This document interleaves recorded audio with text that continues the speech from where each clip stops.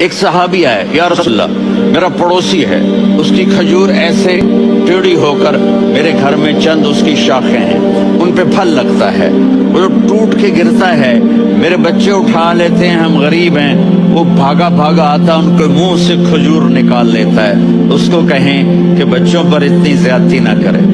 آپ نے اس کو بلایا، وہ منافق تھا، آپ نے اس سے فرمایا بھئی ایک سودا کرتے ہو؟ کہا جی کیا؟ کہا یہ کھجور مجھے دے دو اور اس کے بدلے جنت میں کھجور لے کے دوں گا۔ وہ کہنے لگا یا رسول اللہ یہ اصل میں میرے بچوں کو بہت پسند ہے، کوئی اور کھجور ہوتی میں دے دیتا، یہ تو میری معذرت ہے۔ وہ تو منافق تھا، اٹھ کے چلا گیا۔ ایک صحابی بیٹھے تھے، وہ کہنے لگے یا رسول اللہ اگر میں وہ کھجور لے کے دے دوں تو مجھے جنت میں لے دیں گے؟ ان کا نام ہے ابو الدحداح۔ آپ نے کہا ہاں تو مجھے لے کے دے دے میں تمہیں لے دوں گا۔ وہ اس کے پیچھے چلے گئے، اے بھائی کتنے میں بیچو گے؟ میں نے کہا جا جا، میں نے اللہ کے نبی کو نہیں دی، تمہیں کیسے دے دوں؟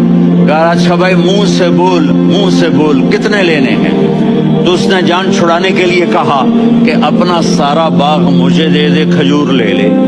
باغ میں 600 کھجوریں اور یہ کھجور کسی اور کو دینی ہے۔ تو کہتا ہے پکے ہو، پھرو گے تو نہیں؟ کہا میں پاگل ہوں، میں پھروں گا؟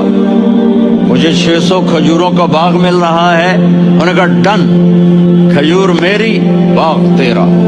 وہ بھاگے بھاگے آئے، یا رسول اللہ میں نے سودا کر لیا۔ کہا کیسے کیا؟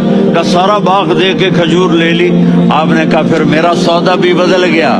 کم من عدق رداح ودار فیاح لأبی الدحداح فی الجنہ۔